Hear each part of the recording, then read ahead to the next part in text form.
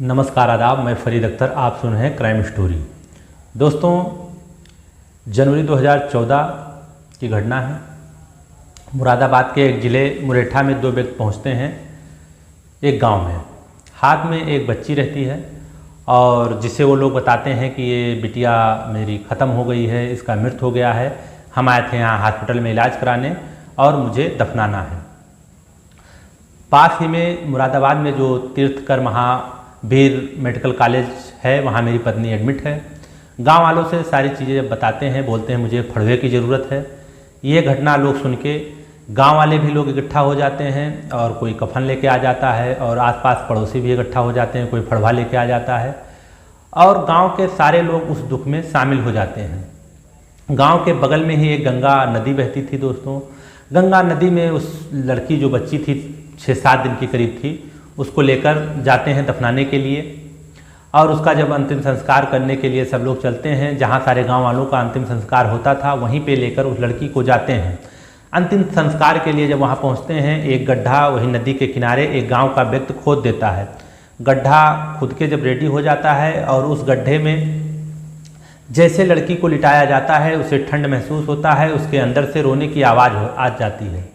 जब रोने की आवाज़ आती है, गांव वाले लोग खुशी से झूम उठते हैं। लेकिन जो वो दो व्यक्ति गए थे दोस्तों, दोनों व्यक्ति, एक उनका साला था और लड़की के पिता थे, मतलब लड़की का मामा और लड़की के पिता, उन दोनों के चेहरे पर एक घबराहट सी होती है, जरा सी भी खुशी की बात नहीं होती है। ऐसा देखकर ग्रामीण थोड़ा संकोच में पड़ जाते हैं। जो आसपास के लोग थे और ग्रामीण थे, जब सब लोग संकोच में पड़ते हैं तभी तत्काल पुलिस को फ़ोन किया जाता है और पुलिस को फ़ोन करने के बाद में इन दोनों को वो लोग पकड़ाने की कोशिश करते हैं। ये लोग वहाँ से भागने की तो कोशिश करते हैं, लेकिन ये दो लोग रहते हैं, वो ज़्यादा लोग रहते हैं, ये भाग नहीं पाते हैं और वो लोग ये सूचना थाने में देते हैं कि ऐसा ऐसा वाक़या हुआ है। एक व्यक्ति आया था जो बता रहा था कि लड़की को दफनाना है, लेकिन लड़की जिंदा निकली जब हम लोगों ने उसको गड्ढे में रख दिया।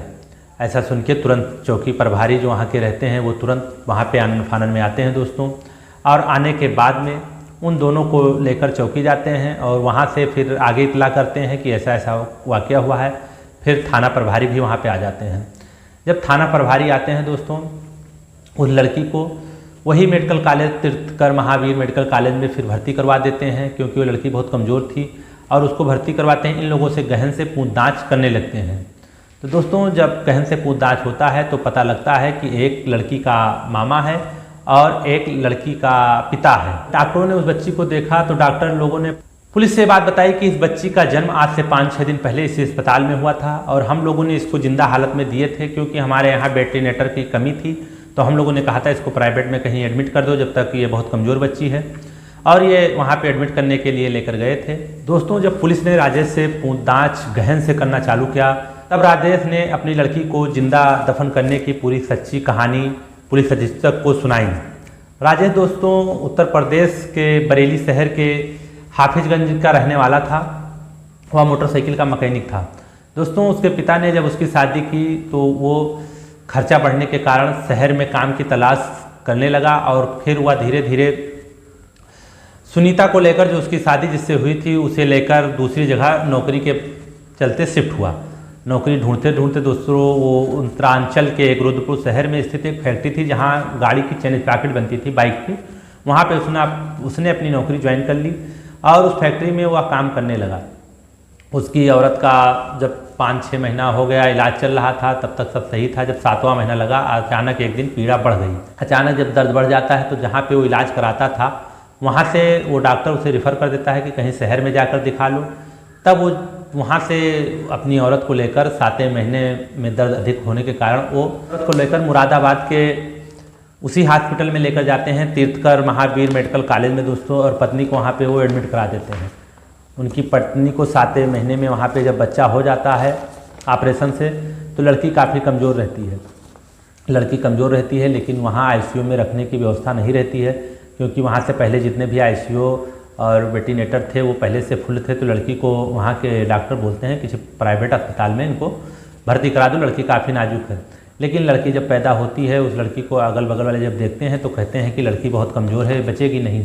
लेकिन फिर भी लड़की का पिता जो रहता है, उसका नाम राजेश अपने बच्ची को बचाने की पूरी कोशिश करता है। वो अपने बच्ची को लेकर एक बगल के अस्पताल में जाता है। वहाँ पे उससे 10,000 रुपये मांगते हैं। वो अपने रिश्तेदारों के पास फ़ोन करता है, लेकिन कोई भी रिश्तेदार उसके उस वक्त खड़ा नहीं होता है कि उसे 10,000 रुपये दे दें। उसके साथ में उसका साला रहता है।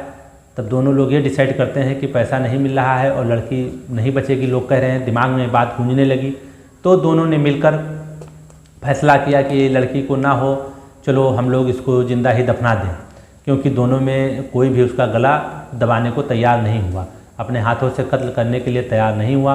तो वहीं बगल के गांव में गए, गंगा नदी के किनारे मुरैठा गांव में जब जाते हैं, पास ही में था शहर के, वहाँ पे एक व्यक्ति से बोलते हैं कि हमें फड़वा चाहिए, और फड़वा लेते हैं। फिर फड़वा तो देते हैं गांव वाले, ये बात सुन के, और पास में इकट्ठा हो जाते हैं सारे लोग।